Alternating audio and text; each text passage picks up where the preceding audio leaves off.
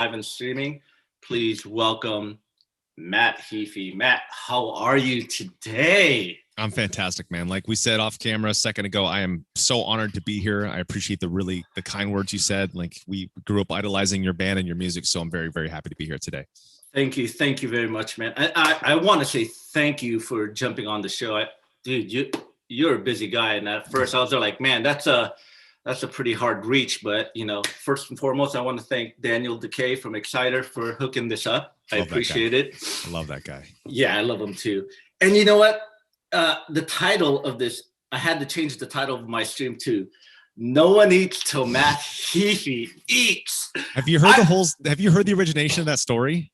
Yes, and now to put it in context, and I just want to say I love the title. Awesome. I think it's great. And to put it in, I want to play a quick. Let me see here. I'm going to try to.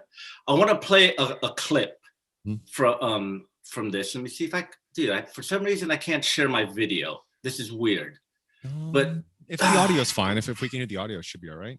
I wonder. Yeah, but I gotta, dude. Zoom's a trip, dude. Yeah. Oh, here it is, dude.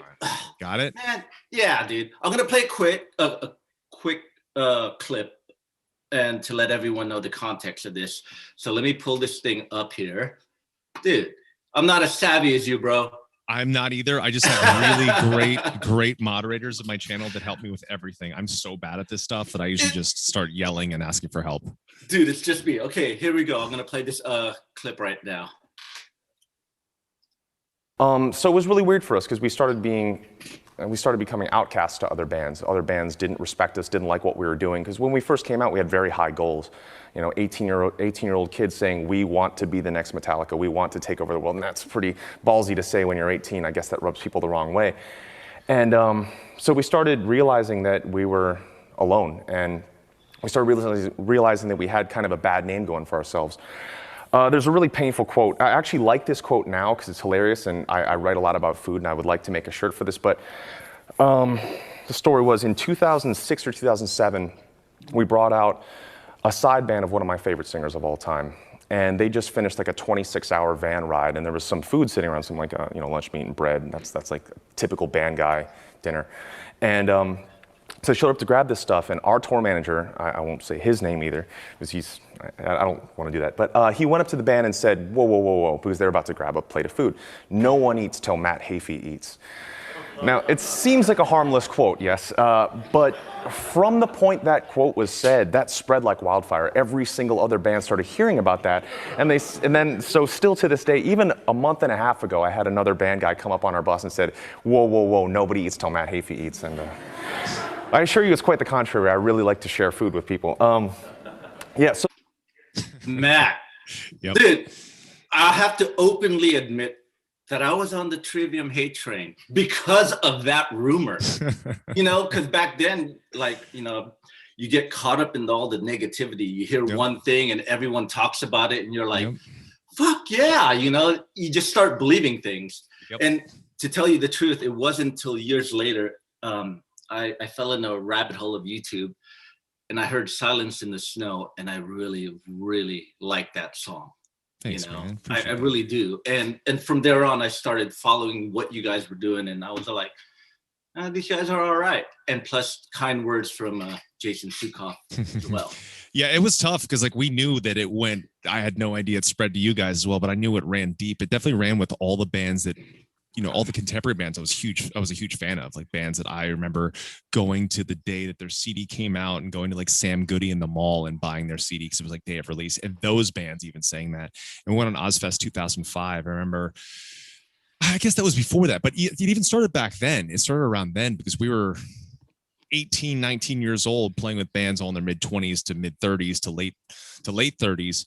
And, we had very, very brazen, confident goals plastered out there that we were going to be the biggest band in the world. And I think it's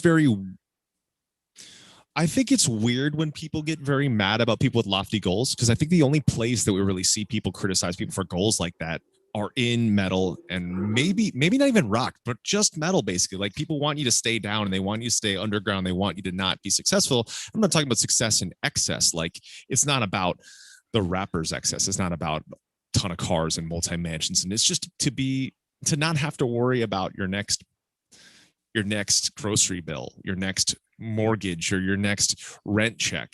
And I think that goes with a lot of things. So like the idea of success has been definitely bastardized, but conversely, I feel like if there were a bunch of 16 to 18-year-olds coming out now saying we're going to be the biggest band in the world, I'd say, all right, that's lofty. Let's see what they've got.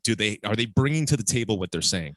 And I feel like when we came out with Ascendancy, we absolutely were bringing to the table something great. And we were a band already at that point. I mean, 6 years isn't very long when now I've been in the band for 21 years, but I joined the band when I was 12, 13, and it's all I did from that point on. And when we came out, it's like we didn't feel like we were that new of a band because we've been putting in the time, but that really was tough. It was like even when we were a local band, for some reason we dealt with that same crap, because I think we were very confident. Like when I was 12, 13, I saw my favorite bands. I saw what was coming out of like Bay Area thrash scene and it taking over the world. I was like, that's what I want to do when I grow up. And I knew that when I was 12, 13, just like anyone would say, like, I'm going to be a doctor when I grow up. I'm going to do this. I'm going to do that. I'm going to be the best contractor. I'm going to be the best driver. I'm going to be the best, whatever it is, the best bodybuilder, the best athlete. And everyone should strive to be the best of what they do. My priorities have since shifted. It's not to be the best band in the world, to be the best guitar player, the best singer. But I feel like it's since having kids, but it's also being in the band this long, my life ethos has shifted to be the best Matt Heafy at all the Matt Heafy things that I need to do in the world. And that's where I'm at now. It's all about that. But back to the original thing. Yes, that sucked. It sucked. Like all of our favorite bands thought we were jerks. Then again, we did have some really toxic crew people, as bands have had. And now our size, we can find that stuff out pretty quickly and we get rid of them immediately. But we also had people have seen we've had a lot of lineup shifts, and there have been reasons for that. And I believe that it was around 2010 or 2011 or 2012 that was when the opinion of Trivium really shifted, and we no longer heard anything negative. And anyone that had anything negative, we're still holding on to something that they heard from like 2004 to 2007. Gotcha. That speaking thing you did, it was in Florida. It was for, I think, Creative Moments, I believe, was it? Creative Mornings. Creative Mornings. Now, who was the audience when you were up there? It was bunch of people that didn't know the band. So a lot of local Orlando people, and Rollins College is a pretty esteemed local college. I was invited to speak there, and the person that was putting on the themes did know me through a mutual friend, and he decided to go with he's like, I hope you don't mind, but I picked failure as the theme for your talk. And I was like, no, that's great. I feel like I strive on taking negative things and making them positive. And I feel like that's what our music does. That's what metal is. And I've had people that don't understand metal go, why are your songs so negative? Why do you have songs about this, this, and this? I mean, the reason why we have songs about thoughts of suicide or domestic violence or child abuse is to show people that these things exist, that the way to conquer them, the light at the end of the tunnel, it's not in the song, but it's getting that out of your system, showing other people they have something to connect to. I mean, I've had multiple people on the latter most subject, the most intense subject, I've had people tell me, hey, you helped save my life because I was able to read these lyrics and go, all right, I'm not the only one dealing with this. And that's what I've always felt is great, to take something negative and use it for positivity's sake. Making angry music to help get the anger out and to be happy and adjusted. And that's why I do so much. You mentioned that it seems like I do so much, and I think I do a lot, but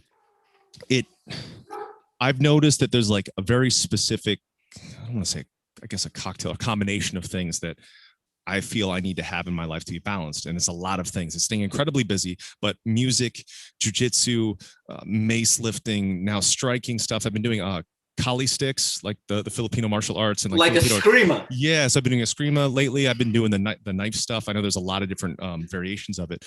There's that, and metal, and streaming, and games, and all the things I do, and my family, and my kids. It's all of that, and that's how I feel balanced. So whenever people are like feeling rough on my channel, or people asking for advice, I always say, I feel like all mammals need a physical outlet. Running, jogging, weightlifting, shadow boxing, whatever it may be, that. Then they need a hobby, something that's fun, that's not their work. For me, it's games, it's jujitsu. Jujitsu is a hobby. It'll never be a career. I'll never, I've competed once. I don't feel like it's for me. It's risky for us guitar players and singers. So it's having those two main things, a physical outlet and something to work at. and then you have your job and your family on top of that. And that's I kind of went off on a tangent, but no, please do. You know what I mean? But do you, public speaking, do you think it's different or the same as like performing on stage? it is different. It is different in the way that, I mean, for metal, you know, for the way your band and our band does it, it's generally very serious. Like I like to come up for a Trivium show extremely serious, keep it serious for that first 2 quarters. The third quarter, show a little bit of personality. If there's ever any technical stuff or something funny, I'll just let it naturally be its own thing, and then going uplifting and powerful and strong and intense at the end as well. But then on stream, it's very much so the opposite. It's a completely different me that they get to see, still performing the same songs in the same way, but it's the Matt off stage. And I don't think it's not even putting on a show. It's not even that there's like a stage Matt, there's an off stage Matt. There are these like different existing things. Like I'm about to release this project I've been working on for about 11 years now called Ibaraki. It's based off, it's Japanese black metal, basically. Japanese themes, Japanese art. I've been working on it for the 10 or 11 years with Ishan from Emperor, who's one of my childhood heroes. He produced the whole thing, wrote a lot of stuff. And I already know how I'm going to approach that. Like for press, if it does shows, it's going to be different even than Trivium. Like Ibaraki is going to be intensely serious. In any press, I'm not going to talk about streaming. I'm not going to talk about Trivium. But then Trivium, it's kind of a little bit more dynamic. But obviously, I'll never do like the dumb meme things that I do on my stream. So I guess there's 3 me's, and then there's a 4th that is the one that no one knows off camera. But it feels fine to compartmentalize things like that. And I don't know why. I feel like it's all naturally me, but it's all subsections of a whole. You're like a chameleon, adapting to the environment. Maybe, you know something. But something. You know, in that clip you mentioned earlier on, you realized you guys were alone. What do you mean by that? When I said how it spread like wildfire, and you said even you were kind of like, all right, I don't know about these guys. These guys, maybe I'm hearing from too many people. This is probably legit. There were no bands that gave us a chance. No one. Absolutely no one. No press. The only time we were ever a press darling was the UK on Ascendancy. And people look at it as like, oh, you guys were the kings of the UK. It was 10 months long. That's it. It was 10 months where we showed up. Our first tour was completely sold out. We went from first band to headlining band. That story, which is a pretty rare story. You know, the 40,000 people at 11 a.m. at Download. That was 10 months. As soon as we tried something new on the next record, the UK still doesn't really talk about us. They still don't talk about us. They treated us like an adopted band of the UK, but I see what the UK does and the UK press does for their bands. They'll never criticize them, no matter what chance they take. But us as the adopted band, the first chance we took, they wrote us off. And still they'll like reluctantly talk about us. If they're going to give us a cover, they're going to put a bunch of other bands on with it. It's never back to the same. And I don't know what that's all about. So that was the only time we were press darling, 10 months for Ascendancy.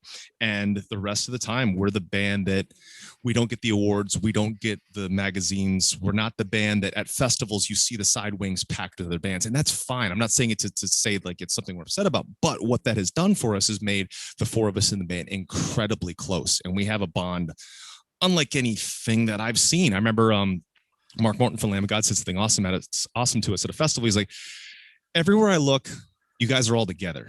He's like, don't you guys get sick of each other? He's like, you guys are eating every meal together. You guys are hanging out. I was like, this is just what we do. I mean, even during this pandemic, we all agreed to all move to the same town.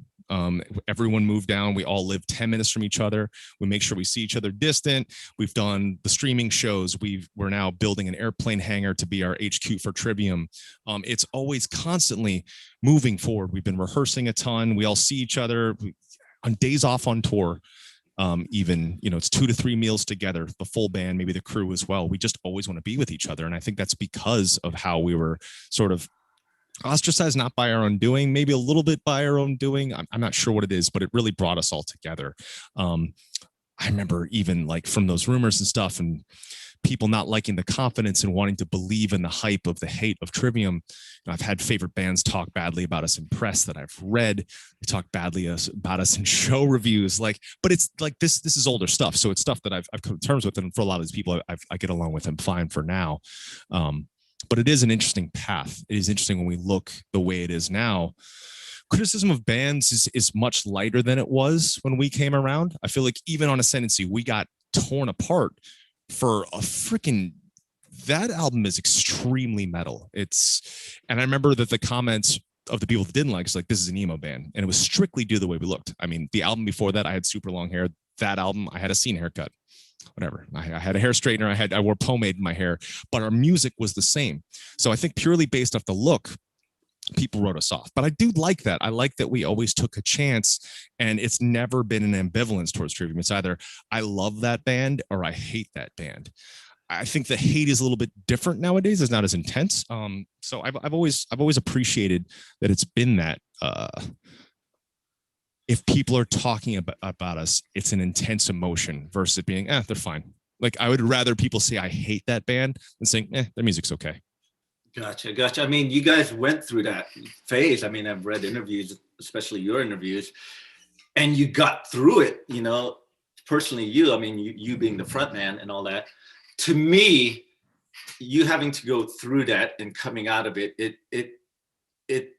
it all starts at the home. It seems like you had a great upbringing. So I'd like to talk about that. I mean, who are your parents and what are they like, man? I'm very, very lucky. And I don't want anyone that doesn't have this feeling they can't get here without it, but it definitely helped me having it.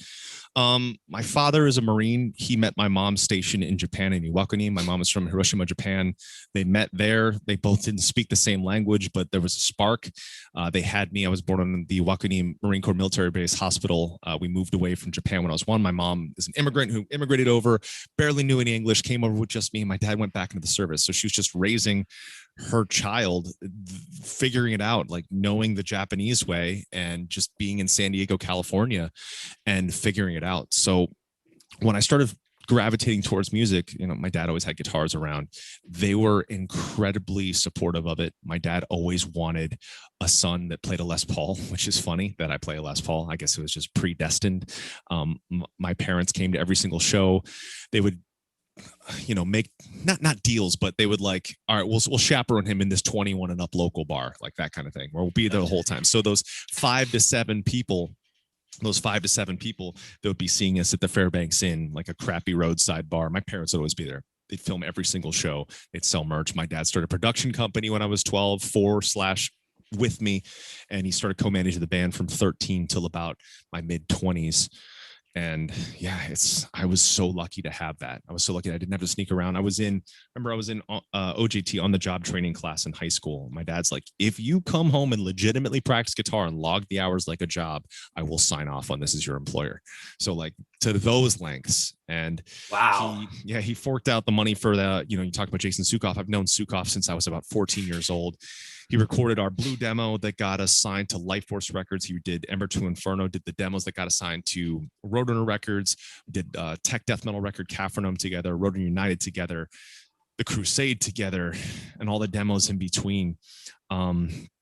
And my dad found him through a local musician named Richie Brown, who's in an incredible band called Mindscar, a band that I've always said needs to be signed, needs to be the kind of band we see at festivals. They're one of the sickest black metal bands I've heard. And he's the guy that introduced me to black metal when I was 15. I was their lead guitar player.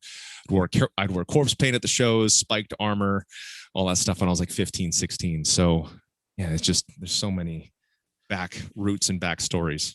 Man, your parents are really supportive, and your dad, and you mentioned your dad managed you guys early on. I mean, how did that arrangement work? It just did. He'd always been around as like advisor and sort of mentor to everyone else in the band. Like he really took in the other members, the rotating cast of members, because there were a lot of members. Like I think people only know the main couple, but Trivium first existed as a high school band. There was a guitar player named Matt who wasn't me. Matt, Brad, Jared, and Travis. Before they ever even practiced, Matt quit the band. I played my 8th grade talent show.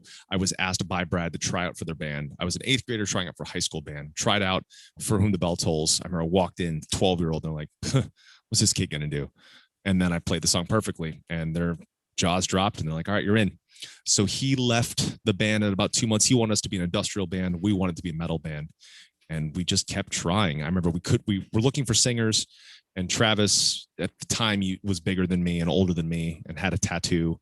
And he's like, you're going to sing. And I was like, all right, I guess I'm going to be the singer now. I didn't know how to sing. I didn't know what I was going to do, but we just kept gravitating and moving from there. My dad essentially was kind of like a dad / manager to all of them as well.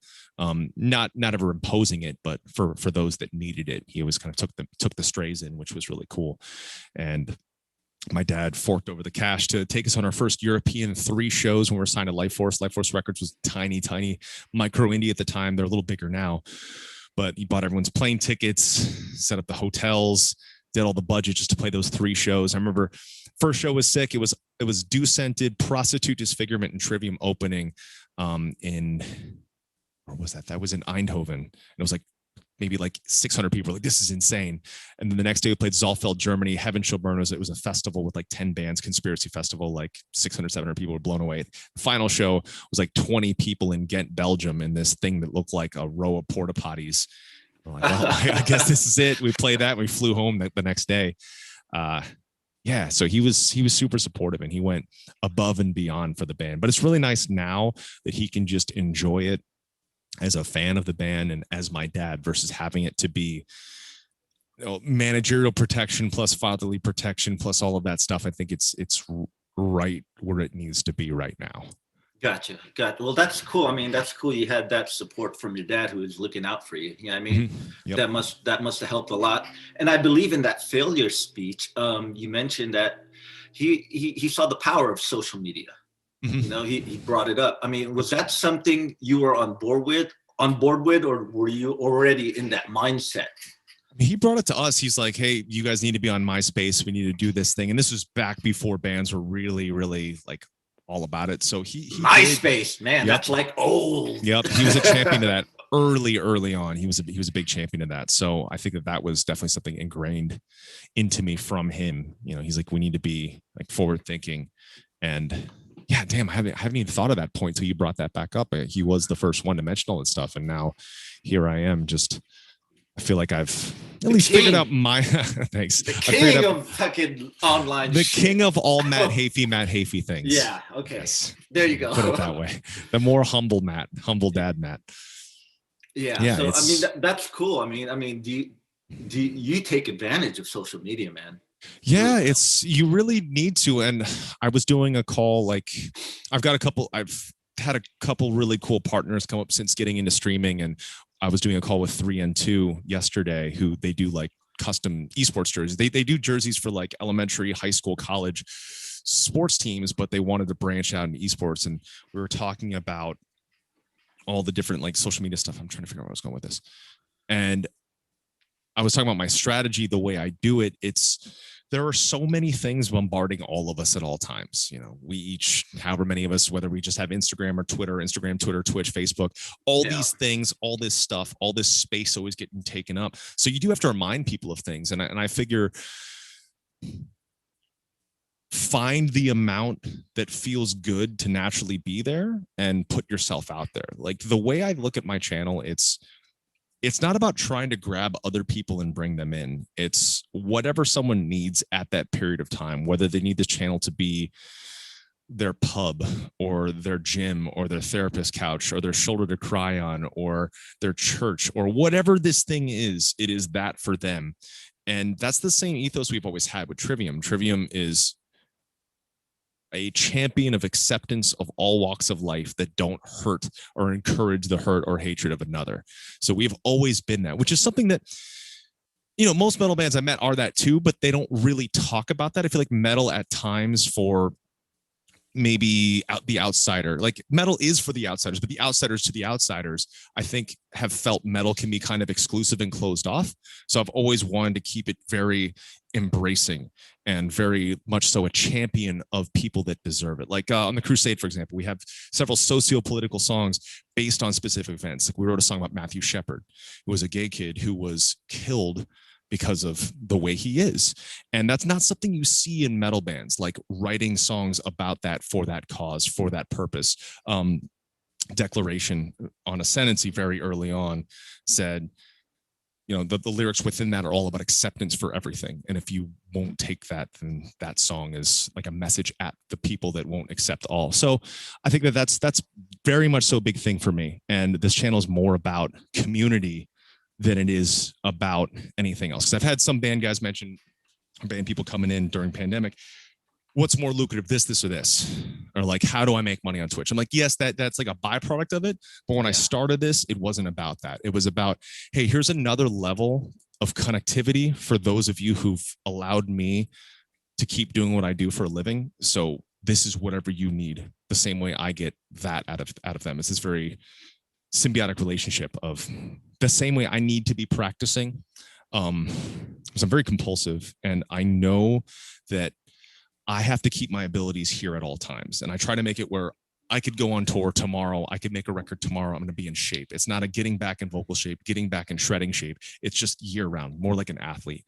And I have to do that anyway. I was doing that anyway. So why not have the cameras on and talk to people who want to be there and make their day at the same time? Shit, man. Woo! You a busy MF. You know what Yes. I mean? Yes. I like your style, bro. I like your style. Thank you. But speaking, like you mentioned, the pandemic, touring came to a screeching halt for all of us, for every band out there. But Trivium didn't miss a beat. It seemed like you guys were kind of prepared and ready for this pandemic, Yeah, it really does appear that way. I mean, I have been streaming on Twitch for about 4 years now. I need to pull up the exact date. I have it written somewhere, but it's almost 4 years now that I've been streaming on Twitch. And about 3.5 years ago, so a year or so into streaming, is when I picked up the 5 days a week, Monday through Friday, 9 a.m. and 3 p.m. I picked that up back then, and I do 7 days a week on tour of streaming.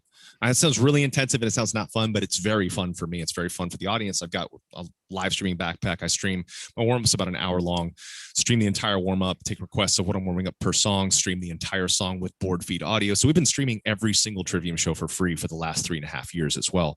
So we just had this going. And when we started feeling like something was going to happen, that's coincidentally, Alex has already been streaming for about a year and a half there. Corey and Paulo wanted to start up, and those guys they already knew what to do. They knew by watching me a little bit, and the audience was already built in because it's Trivium fans that are on my Twitch. I didn't start streaming on Twitch and a bunch of Twitch Gen Pop people who like to watch Fortnite came over. It's not really that. There's a small percentage of that for sure, but the majority is Trivium fans that came in. And when the pandemic happened, my channel was doing okay. Like when I first started gaming casually, it was pretty small, and it kept growing as I started doing music and started doing more Trivium stuff. And right when the pandemic happened, I felt like everyone was finally home. So they said, I'm going to look up this thing Matt keeps talking about. And the rest is history. But I mean, a lot of the people now, conversely as well, I look at even Seijitsu, who's one of my gaming friends that we game pretty much every day with like a lot of us from the channel. He got into this channel, I think, when the pandemic started, which is really interesting. So there are, I don't know what the ratio is. I used to say it was 99% Trivium fans previously existing, but I think it might be something like 80% Trivium fans or 75% Trivium fans. And the other actually may be from Twitch, or may be specifically pandemic time, people coming over and realizing, hey, there's something going on here. Wow, man. I mean, it's insane. You know what I mean? Just this whole pandemic thing, just everyone's on Twitch and all that. And speaking of Twitch, I know you're on it, but you started streaming shows and sound checks and all that. How was that received online and all that? Did you feel that was necessary moving forward? I wanted to keep doing it. I wanted to keep that. Like when I met my mentors from Twitch, that's John and Brandon. They're two friends that invited me to HQ right when I started streaming. They're the ones that lent me the backpack. They're the ones that pushed me to start streaming music. So I was like, well, I'd love to stream more on Twitch. And I'm thinking it was only for games. So I was like, but I have to practice singing at least 1 to 4 hours a day. And I got to do this and this and this. And Brandon looks at me and says, why don't you stream that? I was like, Brandon, no one wants to watch me play Trivium songs every day. And lo and behold, that's exactly what I've been doing on this quote second job for almost the last 4 years. Trivium was my first job, and Twitch is my second job. It's the second job I've ever had. And what's amazing is I get to play songs that I wrote with my best friends for people that have been supporting me already, or maybe new supporters. And it's been pretty awesome because I looked at Twitch, and being a fan of it, I looked at something like successful streamers like Shroud and Dakotas and Ninja, and seeing what they have. And I was like, all right, well, Ninja is like arguably one of the best Fortnite players in the world, and people will watch him 8 to 12 hours a day, 5 to 7 days a week.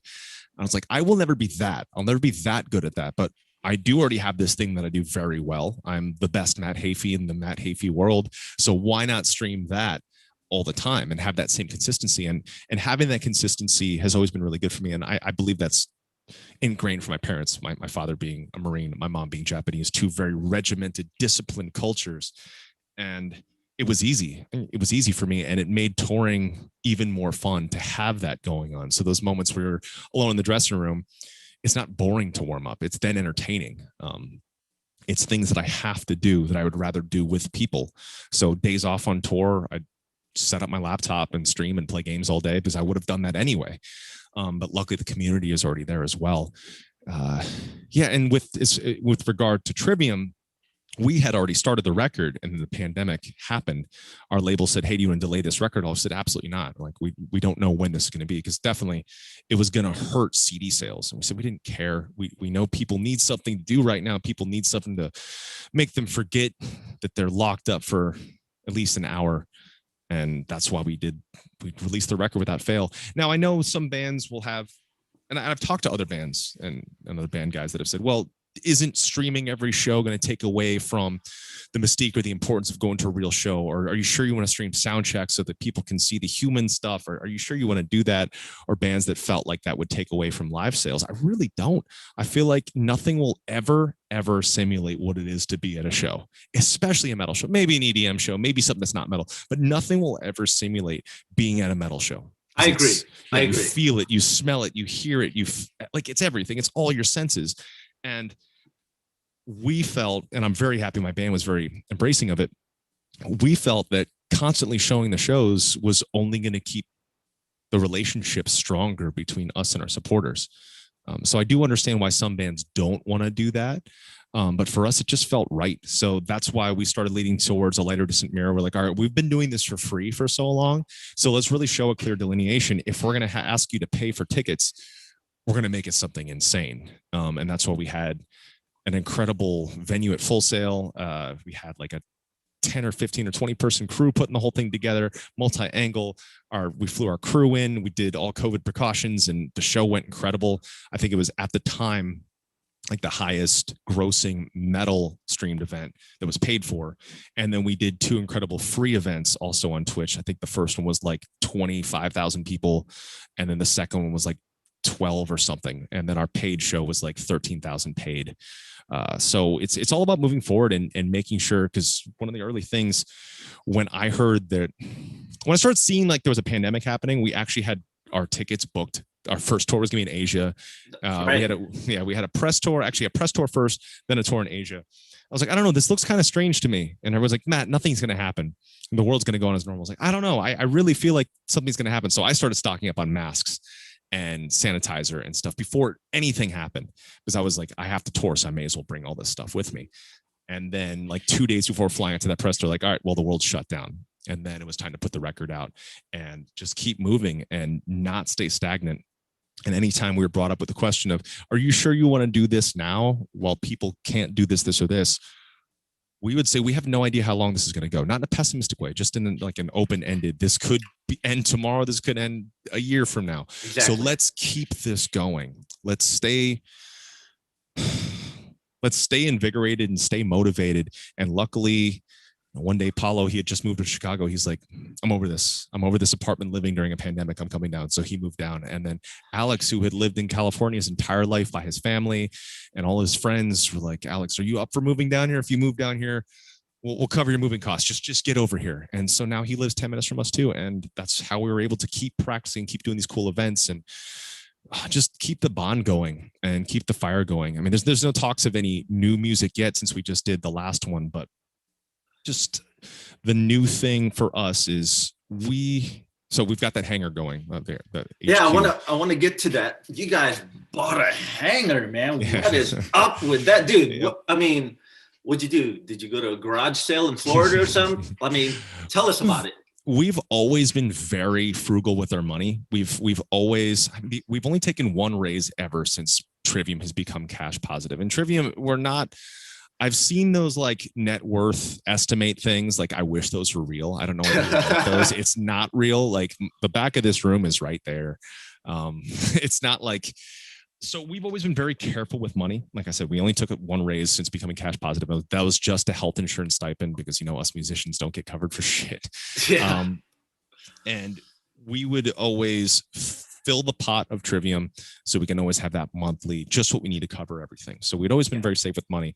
And now when the pandemic started coming up, we're like, we're going to take a huge risk. We're going to try something. We're going to do this paid show.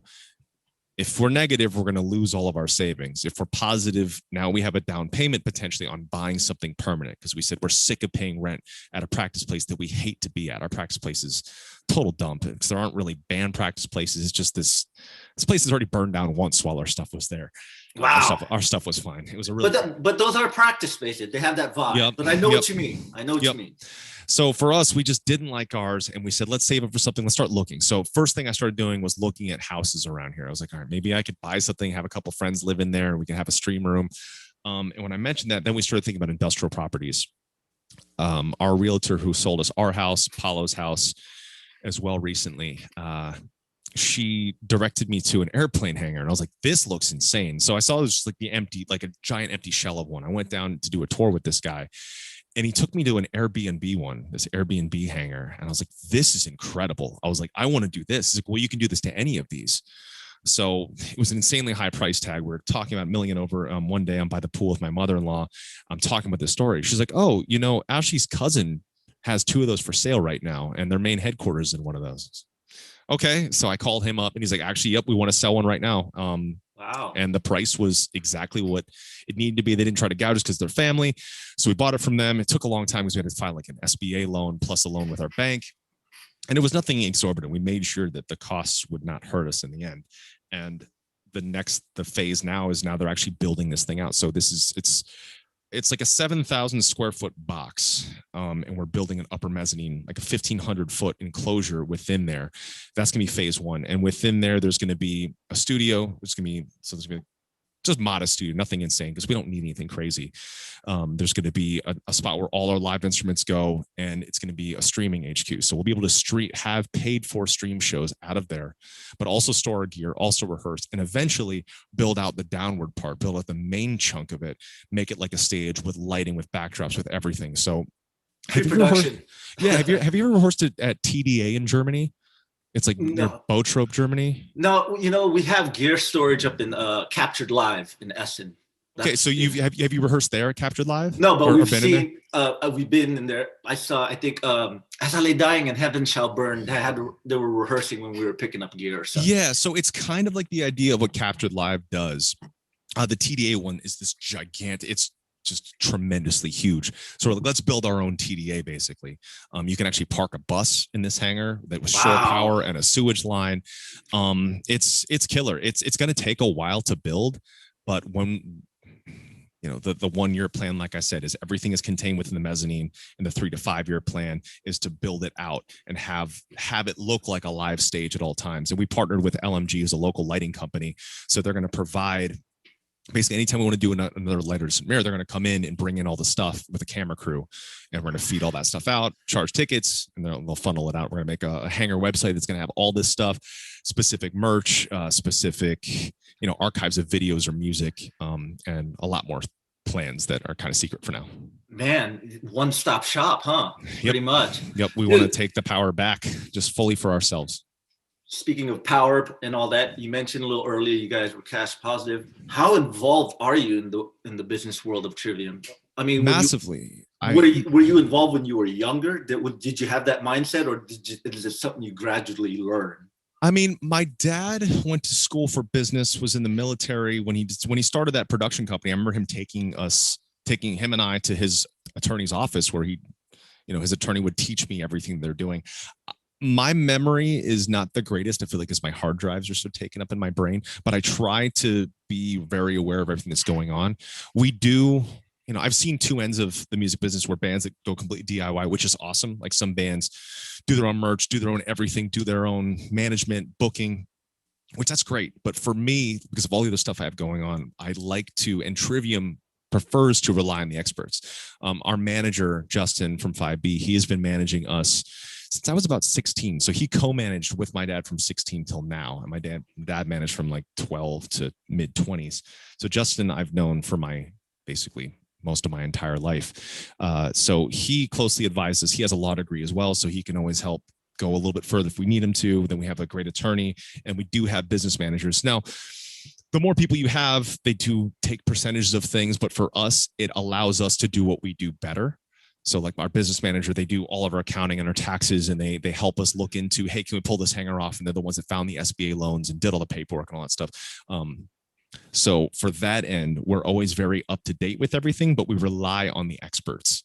And we're very fortunate that we can, because, you know, we're a band, we're like, as far as like sizes go, we're like right in the middle. Like we're we're in the band size that like we still need to hustle. I feel like the bands in the slots above us, they don't need to do anything right now because they're flush with cash from radio royalties, from arena tours they just did, from all this stuff, but we're not there. So we know we have to keep working, and we want to keep working too. So we're lucky that in that medium world, we can, you know, rely on and still have people, experts that can help us with things. Wow, man. Whew. Look at this guy, man. Your hard drive is just about ready. Your 2 terabyte hard drive is just filled. Huh. Yes. And now we're trying to learn Eskrima too. Like I'm getting my fingers bashed from the bamboo sticks because the heaven and earth patterns are hard to remember. Yeah. So I'm always trying to do more. Gotcha. Dude, without question, the music industry is facing a major disruption. You know, you and I know that, especially for artists. Do you see that as a frightening thing or as an opportunity? I think it's definitely, you need to take advantage of what you can, because, you know, every time we've seen something new, we have seen people resistant to it. You know, when Napster first came around, people were resistant to it. When people started switching to MP3s, people were resistant to it. When Spotify came around, DSPs came around, people being resistant to it. For us, it's always about seeing what it is, learning how to use it to our advantage. Like you said, there are some weird things I've been hearing about, you know, things like how festivals now want to not only have the rights of the band playing that day, but also want the exclusive streaming rights for them to be able to charge for that too, which I think is not right at all. I've also seen that some of the biggest booking companies are talking about maybe putting all the insurance to lean on the bands versus the booker, which is also wrong. So I hope those things don't happen. I really am, like I said, that notch above us, they're going to be fine. The notch below us, the smaller bands, the more extreme bands that we all love, the bands that we keep bringing on tour, the bands that are driving themselves, teching their own stuff. I am very, you know, the younger bands, I'm very scared for them. I hope they can all do well. I try to promote them all as much as I can. My friends' bands, I try to tell people to buy merch, because this is hurting them and this is gonna hurt, and I hope that they don't find themselves in taking advantage of situations. Like, we're lucky because we're in that middle section, and, you know, we've got our manager who's at 5B, and 5B management looks after us, and Roadrunner looks after us as well. So we've got people in our corner, and I hope that the people that don't have people in their corner, and, you know, that's why we just try to do what we can. And the bands we love, we bring them out, we talk about them. We've always been wearing our favorite band shirts, talking about our influences, talking about the bands that we love. So there's at least that. I know that there's definitely a discrepancy with, you know, streaming royalties. Like we'll hear from some bands that are like, I haven't seen a cent ever from streaming. For us, we get it does keep a consistent paycheck going, which is good. And I think that is usually from a band with their management cutting the correct deals for their streaming. And that's another thing I feel like bands need to really keep themselves apprised of, and knowing what's going on that. You know, Matt, this is great. I mean, because, you know, I'm going to quote Kevin Hart. I'm a big comedian guy. You know, I'm sure you heard of Kevin Hart. Oh, yeah. I saw him on Joe Rogan. And I like his vibe. It's all about knowledge, because he has you can agree with me or not agree with me, but it seems like in metal, no one likes to share knowledge. You know, I like sharing knowledge. I like paying it forward. Someone helps me out, I like to help somebody out, because we're all in it together. Absolutely. Yeah, I 100% agree with you. I feel like, just like I said, when we came up, we felt alone.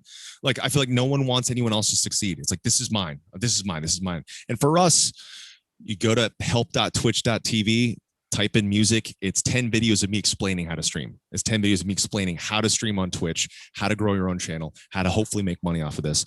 And I put it out there right when pandemic happened.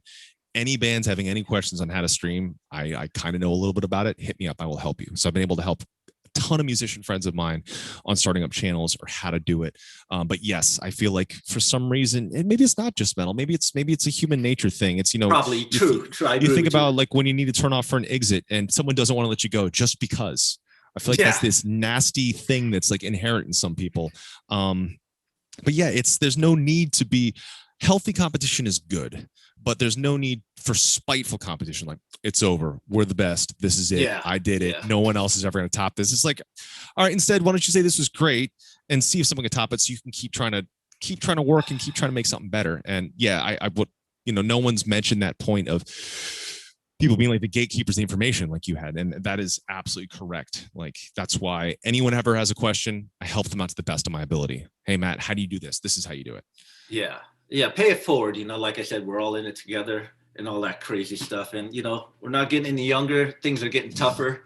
So the more we help each other, the better we are. Yeah. If we all go up together, I mean, if the bands that we brought out are then bigger than us and then can bring us out and we keep doing that, that's great. There's no problem with that. The problem is when you're like, no, this is mine. Yeah. No one can touch this. And same thing, that goes back to the clip that you first played. When that quote was going on, no one eats till Matt Heafy eats. Anyone that has ever eaten with me has seen that it is truly quite the opposite. My preferred way of eating, I don't like to eat at places where everyone eats their own thing. I want everyone eating the same thing. Now, I don't know how that's going to happen after the world's been like this, but my thing is always everyone's shared experience. Like, every day off we order tons of stuff off the menu. It's all in the middle. We all eat it together, all share the same experience. And that's what I'm always about. People sharing the same experiences versus being their own isolated thing. So I find that, like, I've always found that a closed-mindedness to food, I met a lot of bands that was like, I'm not going to try this food because it sucks, or this food sucks, or I just am looking for fast food because everything from this country is disgusting. I found a closed-mindedness to food is a closed-mindedness to everything. And if you have an open-mindedness to food and you want to try everything and eat everything, then you're going to have an open-mindedness to everything. And I think that's been an absolute constant. I remember before we ever toured in Europe, a band we were opening for was telling me, oh, all the food in Europe's gross. The UK, the food's disgusting. Everything sucks there. I remember one guy was telling me how he would take sleeping pills every day to avoid having to do anything, wake up for the show, play the show, go to sleep. I was like, wow, Europe sounds horrible. I was like, I never want to go there. Yeah. And then we went over there, like, this is incredible. The food is incredible. The people are amazing. The culture is amazing. You're missing out. And still, I see that attitude from young bands. Those sometimes will bring over like, oh, the food sucks here. We're just going to go find a Domino's. It's like, out of necessity of having to eat fast food is one thing, but like to be somewhere that people will save up hard-earned money to go vacation to, and we get to be there and get paid. You may as well explore what you've got there. Exactly. And by the way, you should make a shirt. I'd wear it. No one needs to. It's on my black metal shirt. The one with me, the parody Dark Throne shirt. It says no one eats till Matt Heafy. It's on the back, but I need to make it more explicit. Yeah, I'll wear it, bro. I'll wear it. Speaking of food, you cook? I used to a lot. I've since pulled back quite a bit. I used to. But I think I burned myself out. I burned myself out making so Chin Chin in Melbourne, Australia is our favorite restaurant in the world. It's a Southeast Asian / Thai restaurant run by Chef Benjamin Cooper. I remember going there for years and years. We kept trying to get in. There's always a line. There's no reservations. Finally get in one day and eat this incredible stuff. I bought the cookbook, went home. I was like, I have to have Ashley try this. So it took me a week to source all the ingredients, make everything. And finally, I made these things. Took a week to make it. Everyone loved it. And then there was just like a mountain of dishes that took a day. And I was like, I think this is it for me. It's like everything I do, I go very, very full on. Like I'm definitely extreme in everything I get into. Like when I want to get into martial arts, I got into arguably what I think is the more difficult one, Brazilian Jiu-Jitsu. When I got into Fortnite, I decided within within 6 months of getting into the game, 6 months or maybe a year playing PC, I'm going to compete in Twitch Rivals and then get killed actually by Ninja. And so I like to always, for some reason, put myself in these extreme difficult things. So when I got into cooking, first thing I made was a very difficult Anthony Bourdain recipe. And the first thing I want to make from my favorite restaurant is incredibly difficult. I don't know why I do that to myself, but I think I burned myself out on cooking on that. And then when I got into jiu-jitsu and streaming, there's just no time to cook. So my wife does all the cooking here and I try to do all the cleaning because it's just, I'd rather clean than cook now, but I love to eat. Oh, dude, I love to eat too. My wife does all the cooking. I can't cook worth shit anyway. But Matt, we're coming to a close. And, with my guests, I like to ask 12 questions with a bonus one. So I'm going to ask you some questions. So Sweet. Ready? I am ready. Mild or spicy? Spicy. All right. Dogs or cats? Dogs. All right. A movie you could watch over and over again? Oh, every year we watch every single Harry Potter in December, every single Oh. one. So my favorite, I would say, is the Goblet of Fire. Okay. Yep. What time does your alarm clock go off in the morning? 7 a.m., but Ashley gets up at like 6:30 or 6:45. And then Mia sleeps till 7. Our daughter, and our son wakes up anywhere between 5 and 6:30, just like talking to himself. Actually, he woke up at 3 and he was saying, he's 2, and he was like saying blue one, pancake, mama, dada, and that woke me up. But then he went back to sleep. All So right. 7 a.m. All right. A song you love to sing when you're alone. I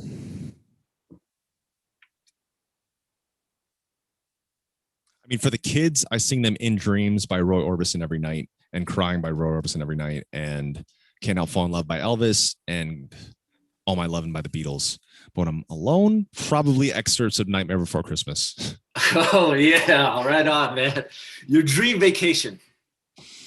Japan, with no show, or play a show and then have the vacation, not vacation into the show. Okay, like extended, Yes. like extend. Yes. Japan's cool. Yes. One thing about you that probably annoys others. I have to ask the chat, but they probably all know it. What's that noise? I don't know. I'd have to ask them. Oh, I say I suck at this a lot. Wait, he says he's bad at video games when he isn't. I quote, I suck at this. Okay. Apparently I say that a lot. I say I'm terrible at something when I'm bad at something. I don't like to do anything in front of people that's unprepared. Like before I started playing more acoustic shows in front of people, I'd be horribly nervous beforehand. Learning Eskrima has been really fun for me, but I'm probably singing out loud to my partner. I suck. I'm bad at this, but not like a degrading way. Like kind of making not even excuses for myself, but putting out there why I'm underperforming, so that way I can get better in time. Gotcha. Favorite smell? Good question. I've never actually been asked that ever. I was going to say something like lavender, but I think lime. Lime. I could go with both, bro. Or kaffir lime. Okay. Kaffir lime leaf, the Thai leaf, kaffir lime leaf. All right. An instrument you wish you could play? Violin or lute. Lute. Well, interesting. On a scale of 1 to 5, how good of a dancer are you? 0. I'm horrible. I refuse to dance in front of people. The only thing that I got in an argument with my wife about at our wedding was I did not want to dance in front of anyone. You have to. I was like, I don't want to. And I was horribly embarrassed. Because it's something it's unprepared. It's something I don't have rehearsed. It's not something I've trained. So I don't want to do it in front of people. Gotcha. What did you have for breakfast today? 3-egg, turkey sausage, cheese, whole grain English muffin sandwich. That's what I had. Nice. Sounds really good. Now, here's a bonus question for you. Hetfield or Mustaine? Love both. Absolutely love both. But Hetfield's the one that got me into wanting to do what I do. I remember Binge and Purge 1989 VHS, watching that before school while I was eating ramen that my mom made, pointing at the TV and going, I want to do that when I grow up. I saw that tour, man. Yeah, that's awesome. That was awesome, dude. That VHS is the one that changed my life. It's the best one. It's the best live performance ever. Now, yes. Matt, thank you very much. Dude, thank you so much, man. I know you're a busy guy, but before we go, is there anything you like to share about the Metal and Honey Foundation or anything else you want the world to know that you're involved in? Yep. Metal and Honey Foundation is 100% proceeds hospital. It's the brother hospital of Winnie Palmer, where my kids were born. I fundraised there because I met 2 great people, Steven Tyler, coincidentally, so Extra Life is one of the main partners of fundraising through Twitch. And what streamers do, they sign up for an Extra Life and they fundraise for their local cause, usually a children's hospital. I went to Winnie Palmer, and Tyler and Steven gave us a tour, and they showed us the NICU, and they showed us these machines in where babies born with spina bifida could be removed from the uterus, put into these machines, given surgery, put back in, and be born without spina bifida or without spinal issues. And they told me that was that room and all those machines are entirely paid for by Extra Life and Extra Life donations. And so when I heard that, I was like, I need to do this. I need to do this because I'm not in the kind of place, I'm not, celebrities can cut multi-million-dollar checks like it's nothing, but I can't do that. So what can we do? They're like, well, you can start a foundation where you fundraise, and the people from your community, we have so many people from my streaming community that all fundraise for us as well. And they've all amassed crazy amounts of money to go towards this. So 100% goes to our children's hospital. That's where my son had his forehead stitched back closed together when he split it open on a toy. So it's a fantastic hospital. Right now, the structure is it's $25 is like the one-time donation you can do, but we're about to change it in a way where people can donate any amount at any time. And that's just going to be floating and existing in that way. Because right now it's like 25. Like I said, 25 is a very specific amount, but it's about to be shifted. Wow. Matt, thank you again. Everyone who's out there watching, follow Matt Heafy, follow Trivium.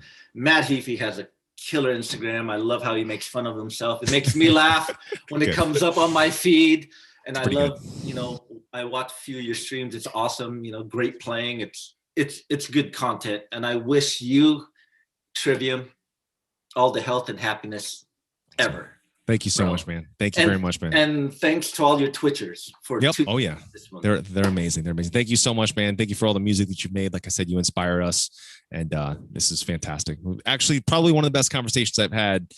Oh, right on, man. Me too. In years. So thank you so much, man.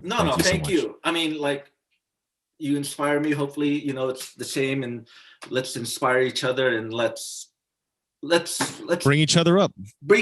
And let's have fun and be cool, bro. Fellow Asian metal heads bringing each other up. Let's do it. All right, Matt, have a good day, dude. Thank you so much. Have fun on your stream, and thank you. Thank you very much, man. Take care. Stay in touch. You too, man. Later, my friend.